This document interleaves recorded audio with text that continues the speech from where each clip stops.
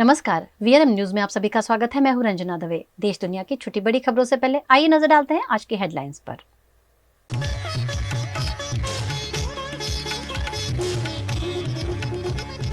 उत्तर प्रदेश में आज दिन भर चला सभाओं का दौर। मोदी, शाह, राहुल, सोनिया का चुनाव प्रचार।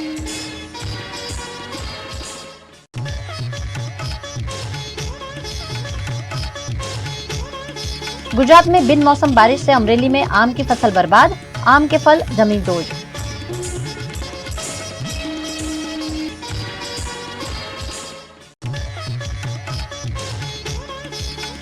और वडोदरा में नहीं थम रहा स्मार्ट मीटर का विरोध, विद्युत विभाग कार्यालय पर हल्ला बोल।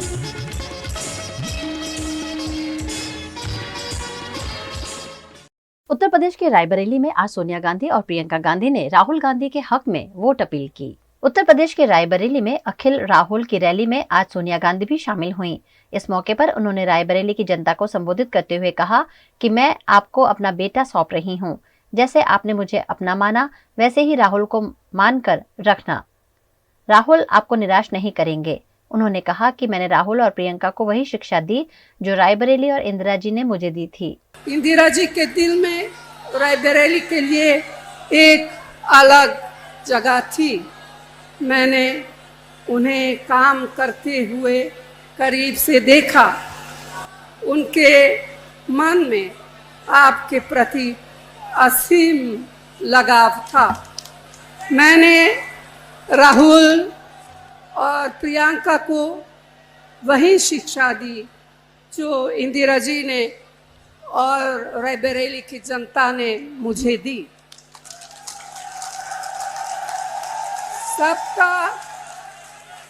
सबका आदर करो, कमजोर की रक्षा करो, अन्याय के खिलाफ जनता के अधिकार के लिए जिससे भी लड़ना पड़े लड़ जाओ।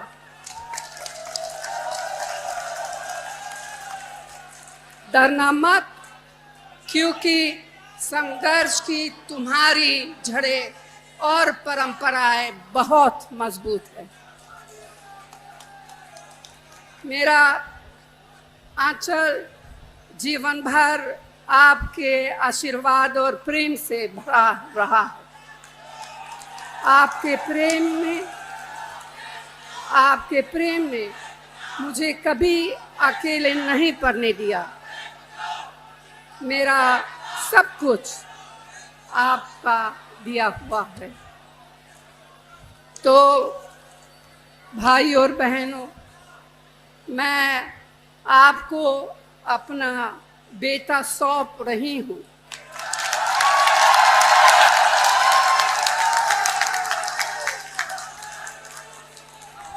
अपना बेटा सौंप रही हूँ। जैसे आपने मुझे अपना माना, वैसे ही राहुल को अपना मान कर रखना है। ये राहुल आपको निराश नहीं करेंगे। रायबरेली में सभा स्थल पर सोनिया जब पहुंची, उस वक्त राहुल का भाषण चल रहा था। प्रियंका मंच के नीचे उतरी और हाथ पकड़कर सोनिया को मंच पर लाईं। राहुल माइक छोड़कर मां के पास पहुंचे, मां को गले लगाया। वहीं मंच पर मौजूद अखिलेश से सोनिया गांधी ने हालचाल पूछा। राहुल के नामांकन के दौरान भी सोनिया रायबरेली आई थीं, लेकिन किसी जनसभा में शामिल नहीं हुई थीं। इस मौके पर राहुल गांधी ने ठकाठक की राजनीति पर सवाल उठाते हुए कहा कि मैं जो चाहूं वो मोदी जी से बुलवा सकता हूं। आपको 1 साल की पहली नौकरी प्राइवेट सेक्टर, सबसे बेहतरीन कंपनीज में, पब्लिक सेक्टर, सरकारी ऑफिसेस, सरकारी कॉलेजेस, यूनिवर्सिटीज, सरकारी अस्पतालों में 1 साल की पक्की नौकरी, बेहतरीन ट्रेनिंग और हर महीने 8,500 रुपए टका अंदर बैंक अकाउंट के अंदर, साल के 1 लाख रुपए आपके बैंक अकाउंट में। पहली नौकरी के बाद आपके लिए परमानेंट नौकरी के लिए रास्ता खुलेगा। आपको ट्रेनिंग मिलेगी और आपके बैंक अकाउंट में पैसा मिलेगा। भाइयों और बहनों, अब मैं आपको इन योजनाओं के पीछे सोच बताना चाहता हूं। नरेंद्र मोदी जी ने अरबपतियों को पैसा दिया। उन्होंने अपना पैसा लंदन, न्यूयॉर्क, अमेरिका भेजा। उन्होंने अपना पैसा विदेश भेजा। हम आप भैया थोड़ा शांत हो जाए, बहुत ऊर्जा है, मगर 2 मिनट शांत हो जाए, फिर जोर से चिल्लाना। तो नरेंद्र मोदी जी ने इनको पैसा दिया, इन्होंने अपना पैसा विदेश में खर्च किया। हम हजारों करोड़ रुपए आपके बैंक अकाउंट में डाल रहे हैं। आप इस पैसे को रायबरेली में, उत्तर प्रदेश में, बाकी हिंदुस्तान में, गांव में, छोटे छोटे शहरों में खर्च करोगे। जैसे ही आप खर्च करोगे, फैक्ट्रियां जो माल बनाती हैं, जो आप खरीदोगे, वो फैक्ट्रियां सारी की सारी एक बार फिर चालू हो जाएंगी। नरेंद्र मोदी ने उनको बंद किया। हम आपके बैंक अकाउंट में कैश इंजेक्शन डालकर उन फैक्ट्रियों को जंप स्टार्ट कर रहे हैं। जैसे गाड़ी में पेट्रोल डालते हैं इंजन में और फिर चाबी घुसाते हैं, वैसे ही हम आपके जेब में पेट्रोल डाल रहे हैं, चाबी घुमाएंगे और हिंदुस्तान की सारी फैक्ट्रियां चालू हो जाएंगी। वहीं उत्तर प्रदेश में देश के प्रधानमंत्री नरेंद्र मोदी और केंद्रीय गृह मंत्री अमित शाह ने भी आज चुनाव प्रचार करते हुए विपक्ष पर हमला बोला। साथियों, अभी देश में 4 चरण के चुनाव हुए हैं, लेकिन जनता जनार्दन ने इन 4 चरणों में ही इंडी गठबंधन को, सपा, कांग्रेस और उसके साथीदारों को चारों खाने चित्त कर दिया है।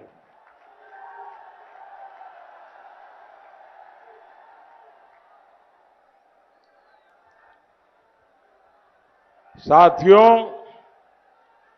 पंजे और साइकिल के सपने टूट गए, खटाखट खटाखट।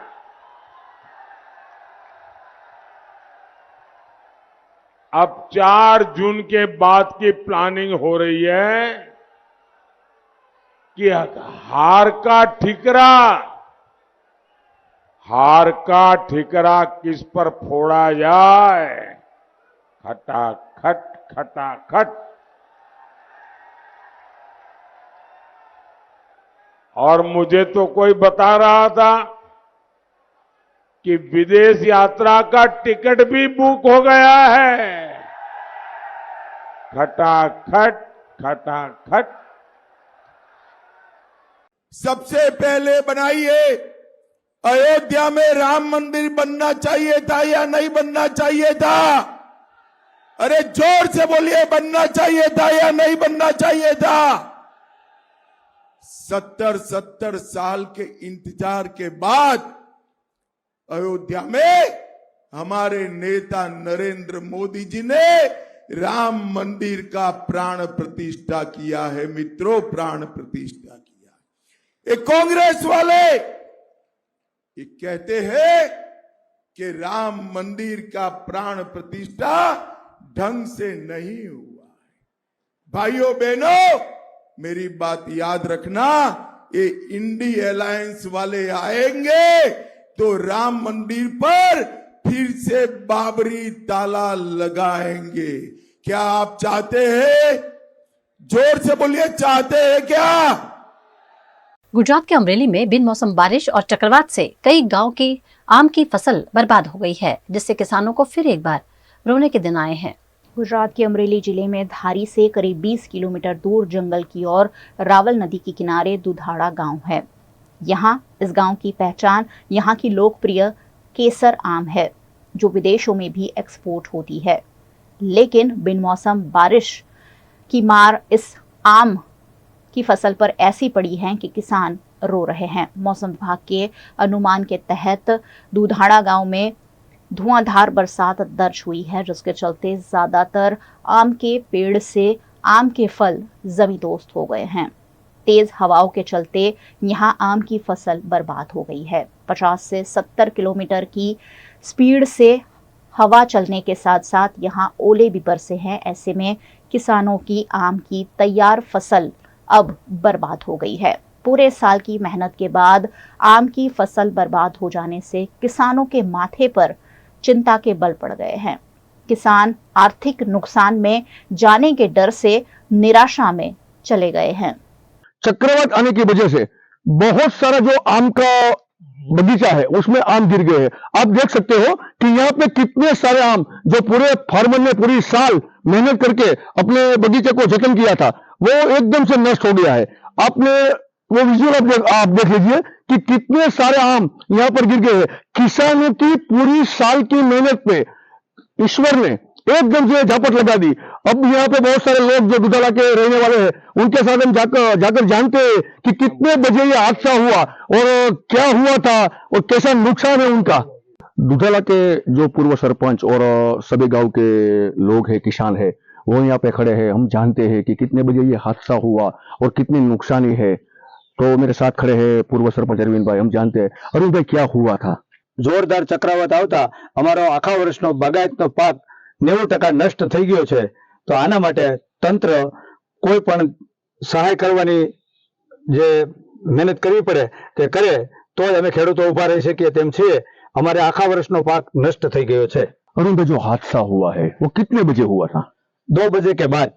अच्छा, तो आपने यहाँ आकर क्या देखा? यहाँ आकर देखा तो पूरा पेड़ गिर गया है और आम का पेड़ जो था जो सब गिर गए हैं और आम सब नीचे गिर गई है।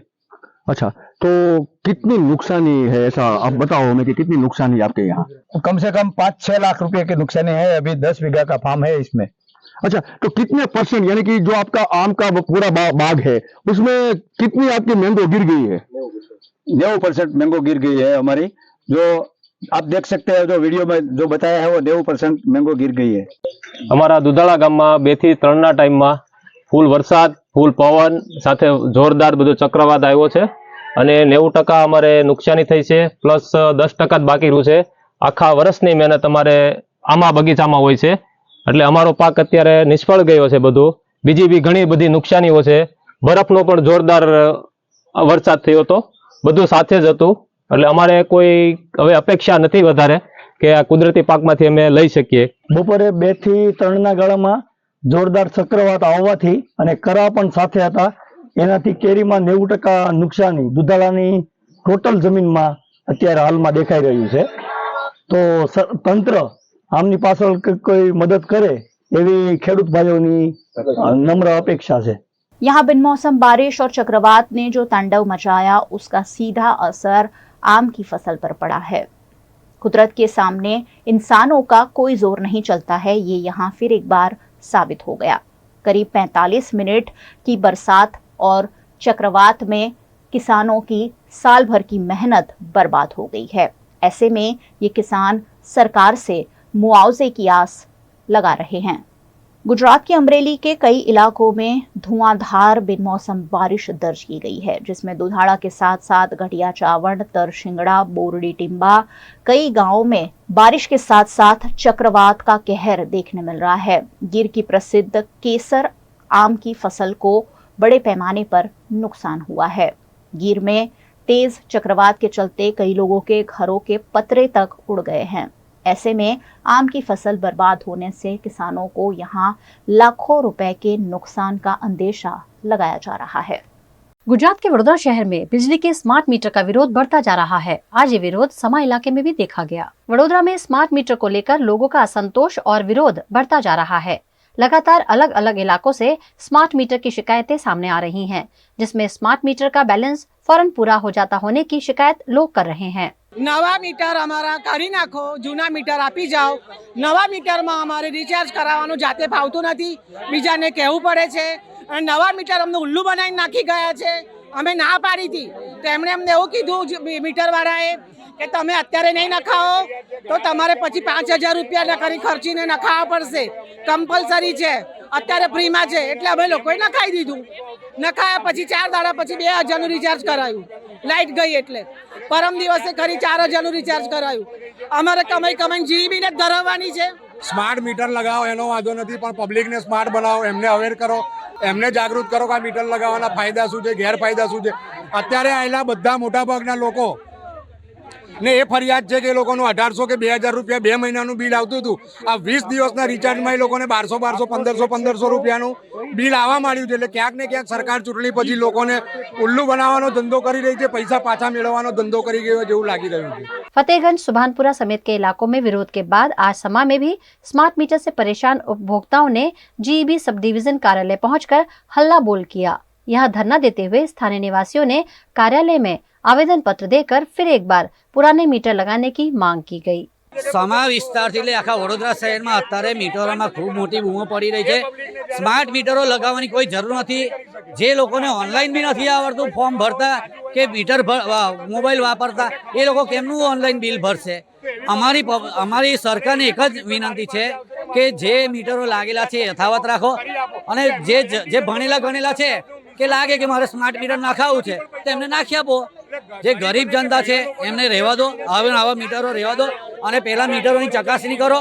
જે મીટર લગાવે છે તો 2 કે 5 દિવસમાં મીટરનો જે પૈસા નાખ્યા હોય એ બધા વપરાઈ જાય છે. એટલે મીટરોમાં બી ખામી છે, એટલે ચકાસણી થવી જોઈએ. 2 મહિના એનું રીડિંગ જોવા પડે, પછી પબ્લિકમાં જઈ એમને समझाए અને પછી આ મીટરો નાખવા જોઈએ. कंज्यूमर का आवेदन मिला है, उनका जो भी प्रश्न है या प्रॉब्लम है वो हम सॉल्व करने का पूरा प्रयत्न करेंगे. अगर ज़रूरत पड़ी तो हम हमारी ऊपर की ऑफिस को भी इसका रजूआत करेंगे, और जो भी हमको उनके गाइडेंस मिलेगा आगे की कार्यवाही करेंगे. अभी जो प्रॉब्लम आ रहा है कि उनका जो डिस्कनेक्ट हो जा रहा है, तो जो उनका जो कैलकुलेशन जो है कैसे उनका पर यूनिट कितना उनका रेट है वगैरह वो उनको समझ नहीं है, तो वो हम उसको समझाने का पूरा प्रयत्न करेंगे. खबरों का दौर यूं ही चलता रहेगा। फिलहाल वक्त है एक ब्रेक का।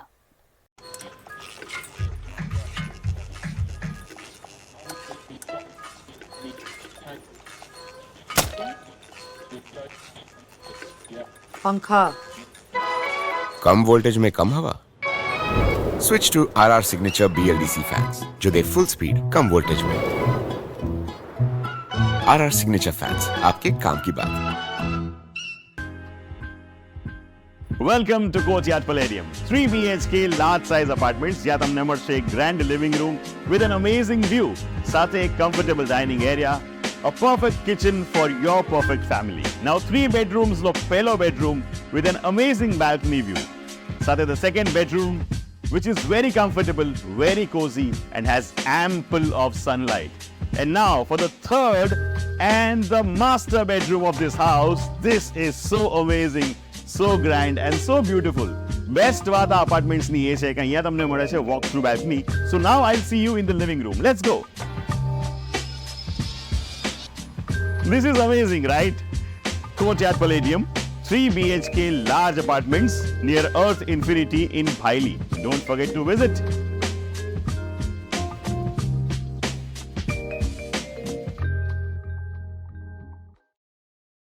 भारत ले रहा है इलेक्ट्रिक अंगड़ाई। क्यों ना हम साथ चले, साथ चले, साथ बढ़े, साथ बढ़े, देश मेरे, देश मेरे। देश को ले जाए नई दिशा की ओर, आपका जॉय, भारत का जॉय। शराब नीति घोटाला मामले जैसे तैसे जेल से बाहर आए दिल्ली के मुख्यमंत्री अरविंद केजरीवाल अब आप सांसद स्वाति मालीवाल से पिटाई मामले फंस रहे हैं। दिल्ली सीएम आवास पर आपकी राज्यसभा सांसद स्वाति मालीवाल से बदसलूकी और मारपीट का एक वीडियो आज सामने आया। दावा किया जा रहा है कि यह सीएम आवास का है। इस वीडियो में मारपीट के बाद स्वाति सोफे पर बैठी हैं। विभव बाहर निकले और दिल्ली पुलिस की तरफ से तैनात सिक्योरिटी पर्सनल को अंदर भेजा। विभव ने स्टाफ से कहा कि स्वाति मालीवाल को बाहर निकाला जाए। हालांकि वीएनएम टीवी इस वीडियो की पुष्टि नहीं करता है। इस बीच अरविंद केजरीवाल ने पंजाब में अपने सभी प्रोग्राम और रैली रद्द कर दी हैं। वे दिल्ली के लिए रवाना हो गए हैं। ये घटना 13 मई की है। सुबह 9 बजे स्वाति सीएम आवास पहुंची थी। आरोप है कि अरविंद केजरीवाल के पीए विभव ने बदसलूकी और मारपीट की। 3 दिन बाद यानी 16 मई की दोपहर को पुलिस उनके घर पहुंची और बयान दर्ज किया। इसके बाद स्वाति की शिकायत पर विभव के खिलाफ दिल्ली पुलिस ने 16 मई की रात 9:30 बजे FIR दर्ज की है। एफआईआर में ये भी लिखा है कि विभव ने उनके सीने और पेट पर लात मारी, उनका सिर टेबल पर पटक दिया। स्वाति मालीवाल ने आज शुक्रवार को 30 हजारी कोर्ट में मजिस्ट्रेट के सामने अपना बयान दर्ज करा दिया है।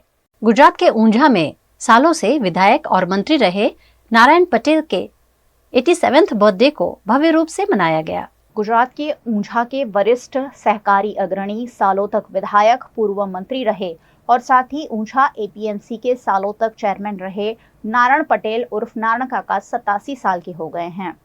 उनके परिवार ने उनके जन्मदिन के मौके पर ऊंझा के केवलेश्वर महादेव में देवाधिदेव महादेव को भोग लगाया और मंदिर परिसर में ही उनके जन्मदिन को सेलिब्रेट किया। इस मौके पर केंद्रीय मंत्री पुरुषोत्तम रूपाला, गुजरात के पूर्व उप मुख्यमंत्री नितिन पटेल समेत के अग्रणी भी शामिल रहे। इन सभी ने नारायण पटेल को फूलों का गुलदस्ता देकर, शॉल ओढ़ाकर उनका सम्मान करते हुए शुभकामनाएं दी। इस मौके पर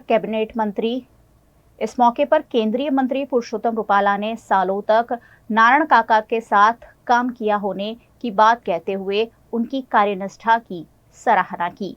उन्होंने कहा कि इस इलाके में नर्मदा नदी का पानी लाकर हरियाली क्रांति स्थापित करने में नारायण काका की अहम भूमिका है। वहीं गुजरात के पूर्व उप मुख्यमंत्री और भारतीय जनता पार्टी के नेता नितिन पटेल ने भी सालों तक नारायण काका के साथ काम कर अनुभव और दीर्घदृष्टि के साथ उनके प्रबल नेतृत्व का लाभ लिया होने की बात कही। મહેસાણા જિલ્લાના વરિષ્ઠ આગેવાન, ભારતીય જનતા પક્ષના અમારા સૌથી સિનિયર કાર્યકર અને ઊંઝાના પૂર્વ ધારાસભ્ય, પૂર્વ મંત્રી એવા મુરબ્બી શ્રી નારાયણ કાકાનો આજે 87મો જન્મદિવસ છે।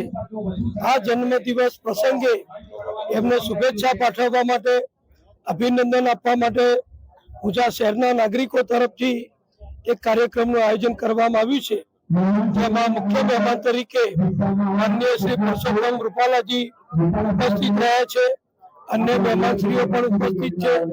ભારતીય જનતા પક્ષના અમારા મહામંત્રી શ્રી રજનીભાઈ પટેલ, સંસદ સભ્ય શારદાબેન પટેલ, વર્ષાબેન દોશી અમારા પ્રભારી શ્રી અને अन्य સૌ વરિષ્ઠોની ઉપસ્થિતિમાં બધાએ એમને અભિનંદન અને શુભેચ્છા પાઠવ્યા છે। इस मौके पर पुरुषोत्तम रूपाला और नितिन पटेल के साथ साथ ऊंझा के विधायक किरीट पटेल, बाबू पटेल, महसाणा विधायक मुकेश पटेल, प्रदेश भाजपा महामंत्री रजनी पटेल, सांसद शारदा पटेल समेत के भारतीय जनता पार्टी के नेताओं और कार्यकर्ताओं की बड़ी संख्या में उपस्थिति रही। આજે અમે મારા પિતાશ્રીનો 87મો જન્મદિવસ હતો, એટલે અમે બહુ ટૂંકા ગાળામાં 4-5 દિવસમાં જેવું નક્કી કર્યું કે એમનો આ જન્મદિવસ કાર્યકર્તાઓ થકી ઉજવાય અને કાર્યકર્તાઓ સાથે મળવાનું થાય અને એમની સાથે જેમણે કામ કર્યું છે પરસોત્તમ રૂપાલાજી કે નીતિનભાઈ, આમાં ઋષિકેશભાઈ પણ અમે ઈચ્છતા હતા આવે, પણ એ મોદી સાહેબના ત્યાં કાર્યક્રમમાં વ્યસ્ત હોવાથી એ હાજરી આપી શક્યા નહીં।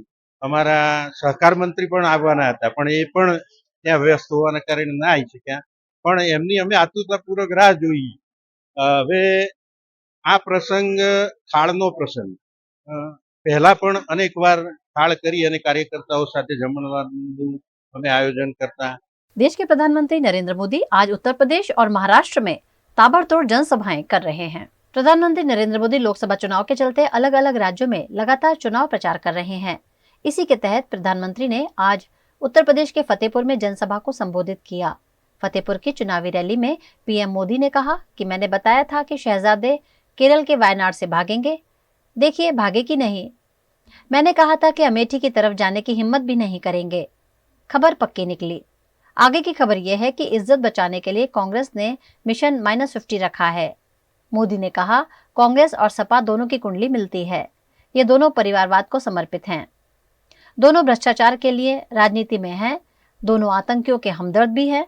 सपा के लोग हेलीकॉप्टर से दंगाइयों से मिलने जाते थे। इससे पहले मोदी ने बाराबंकी में चुनावी रैली में कहा, सपा कांग्रेस वाले सरकार में आए तो फिर से रामलला को टेंट में भेज देंगे, ये लोग राम मंदिर पर बुलडोजर चला देंगे। इन्हें योगी जी से ट्यूशन लेना चाहिए कि बुलडोजर कहां चलाना है और कहां नहीं।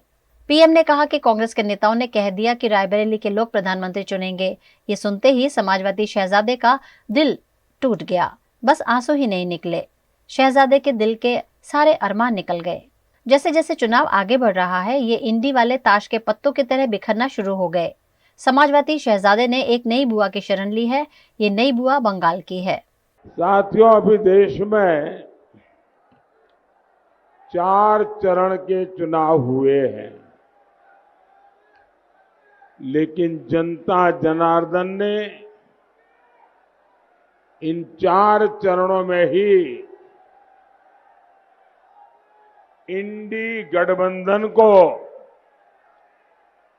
सपा, कांग्रेस और उसके साथीदारों को चारों खाने चित्त कर दिया है।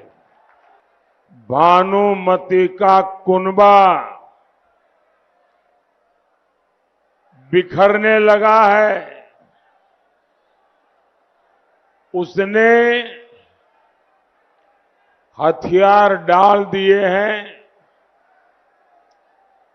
बचे हुए चुनाव में कोई मेहनत भी नहीं करना चाहता।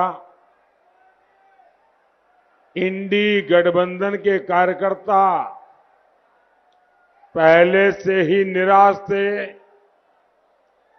अब उन्होंने घर से निकलना ही छोड़ दिया है। हारी हुई बाजी को कौन खेले? मैं आपको भीतर की बात बताता हूं। बताऊं? मैं आपको भीतर की बात बताता हूं। बताऊं? आप लोगों का ध्यान हो तो बताऊं। पक्का याद रखोगे? सब पे सब याद रखोगे? इधर वाले तो बोलते ही नहीं है, और इधर वाले अच्छा। देखिए, जब मैं भीतर की बात बोलता हूं तो जब खबर पक्की होती है तब बोलता हूं, वरना नहीं बोलता हूं। आपको पता होगा, मैंने कहा था ये शहजादे केरल में वायनाड से भागेंगे। भागे कि नहीं भागे? भागे कि नहीं भागे? मैंने कहा था वो अमेठी की तरफ जाने की हिम्मत नहीं करेंगे। खबर पक्की निकली कि नहीं निकली? खबर पक्की निकली कि नहीं निकली? अब आगे की खबर बताऊं क्या? बताऊं?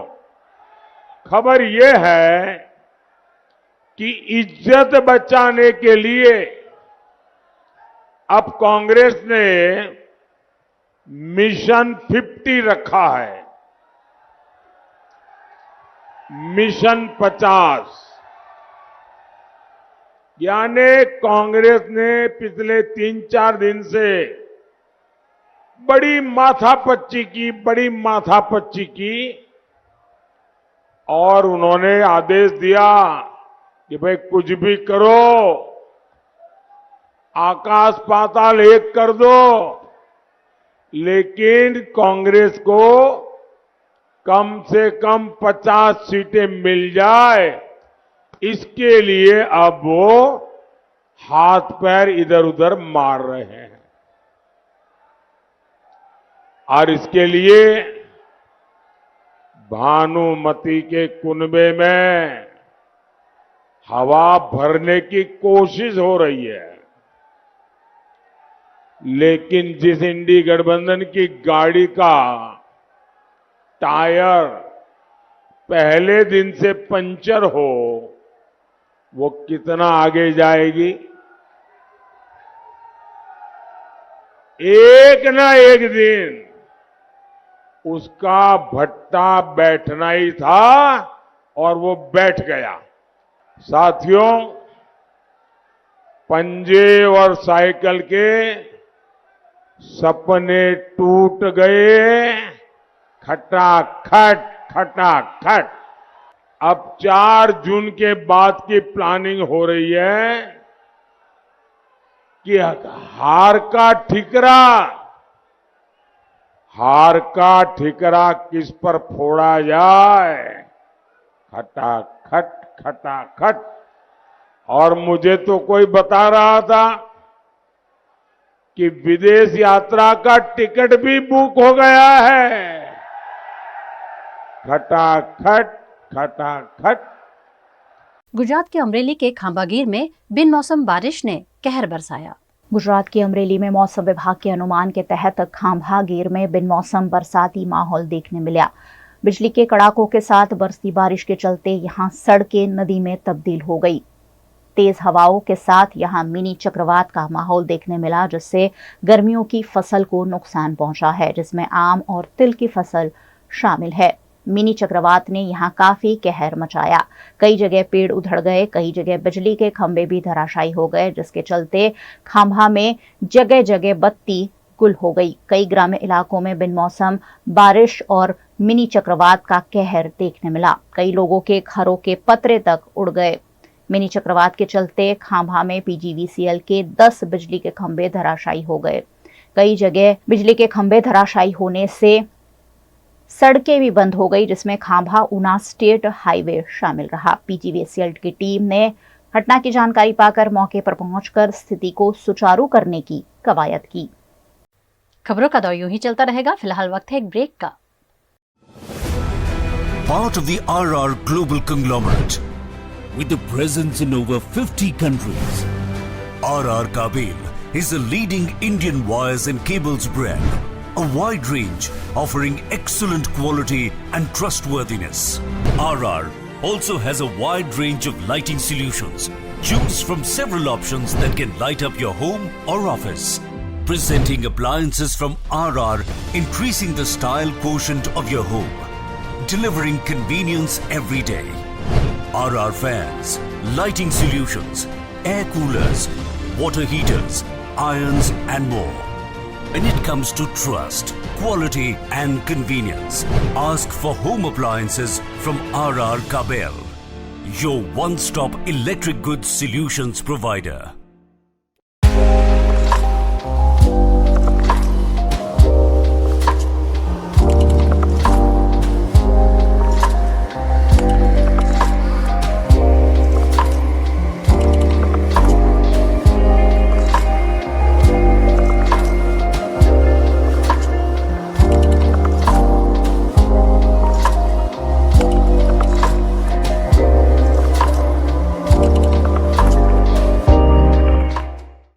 Every new year we take a new year resolution. New year resolution का मतलब होता है upgrading your life, which means upgrading your lifestyle and upgrading your living space. And that is why the best choice is Trilogy by Courtyard.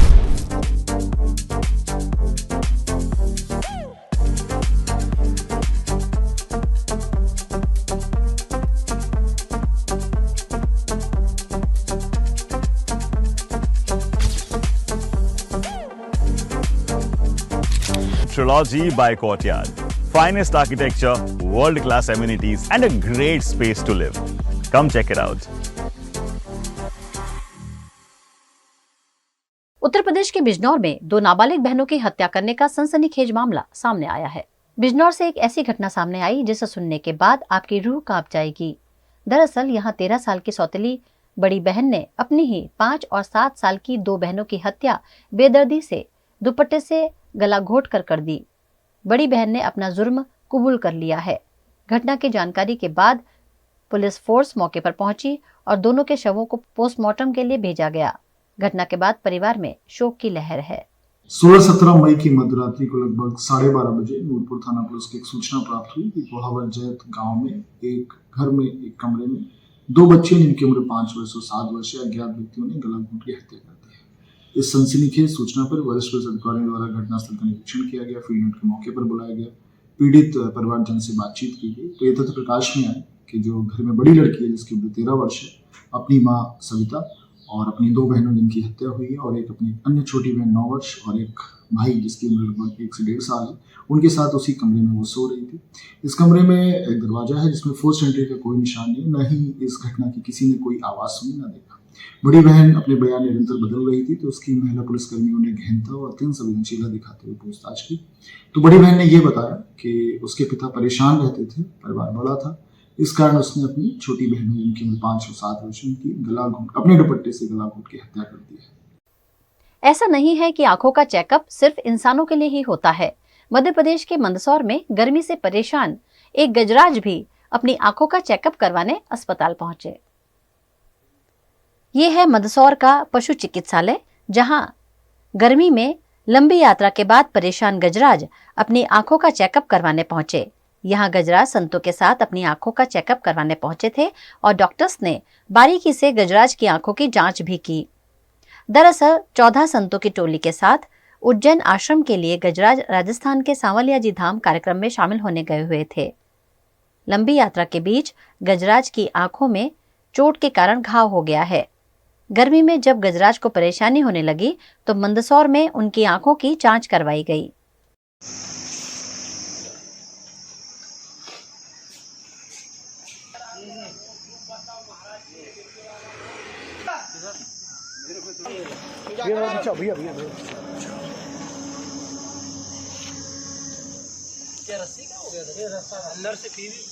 थोड़ा आंख में problem हो गई थी, कुछ दगाल वगैरह लगी थी उनको, इसीलिए चेकअप करवाने आए थे। किसका चेकअप कराने? गजानन जी का। हाँ हाँ। कब से है आपके साथ? ये तो 30-40 साल से, 40 साल हो गए। आश्रम का हाथी अटल आघाड़ी का। इधर थोड़ा कार्यक्रम में गए थे सावरा जी, अभी लौटते उज्जैन वापस जा रहे। कितने आपके साथ संत महाराज? 14 संत है। हाँ, ड्राइवर है हाथी चलाने वाले। ये जिला बहुउद्देशीय पशु चिकित्सालय है और गजानन महाराज ये उज्जैन से लोग आए हुए हैं गजानन जी को लेके, और इसकी आंख में थोड़ी सी प्रॉब्लम है, इसी प्रकार से कुछ लग गई होगी। गुजरात के अहमदाबाद में फिर एक बार शराब के सरेआम हेरफेर के कई मामले सामने आए हैं, जिस पर स्टेट मॉनिटरिंग सेल ने कार्यवाही की है। अहमदाबाद में स्टेट मॉनिटरिंग सेल पिछले 2 दिनों से लगातार हरकत में है। एमसी ने लाखों की शराब छापेमारी में बरामद की है, जिसमें 16 नारायणपुरा और सरखेज से विदेशी शराब का जत्था बरामद किया गया है, जिसमें कहीं कार के बोनेट में तो कहीं कार की सीट के नीचे छुपाई हुई शराब बरामद की गई है, जिसके तहत सरखेज गांधीनगर हाईवे पर छारोड़ी पाटिया निकट से 2,40,500 रुपए की शराब समेत 12,40,500 का मुद्दामाल बरामद किया गया है।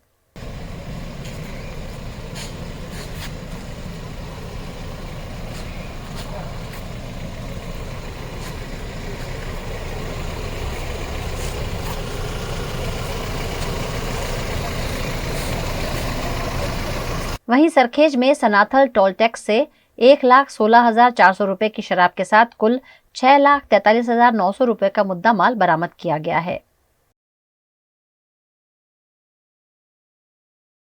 नारायणपुर रेलवे क्रॉसिंग निकट से पुलिस ने 1,26,200 रुपए की शराब के साथ 4,56,200 रुपए का मुद्दा माल बरामद कर तस्करी करने वाले लोगों पर कानूनी कार्यवाही करते हुए जांच शुरू की है।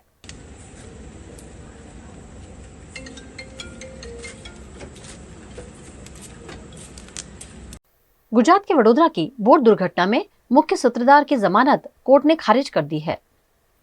गुजरात के वडोदरा शहर में 18 जनवरी को हरणी के मोटना तालाब में घटी बोट दुर्घटना में 12 बच्चों और 2 शिक्षिकाओं की मौत हुई थी।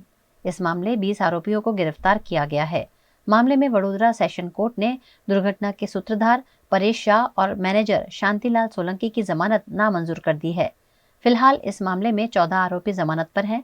बोट दुर्घटना के सूत्रधार पिता पुत्र गोपाल शाह और वत्सल शाह और मैनेजर शांतिलाल सोलंकी की जमानत याचिका दायर की थी, जिसमें परिजनों की ओर से केस लड़ रहे वकील हितेश गुप्ता ने जमानत नहीं देने की दलील की थी। उसके बाद सेशन कोर्ट ने तीनों आरोपियों की जमानत नामंजूर कर दी है। वीएनएम टीवी की खबरें अब आप यूट्यूब, फेसबुक, इंस्टाग्राम के अलावा ओटीटी प्लेटफॉर्म्स पर भी लाइव देख सकते हैं। डेली हंट, जियो टीवी, वोडाफोन टीवी पर 24 घंटे वीएनएम टीवी आपके लिए उपलब्ध है, तो देखते रहिए VNM TV. VNM news room से आज बस इतना ही। कल फिर मुलाकात होगी, तब तक के लिए इजाजत दीजिए। नमस्कार।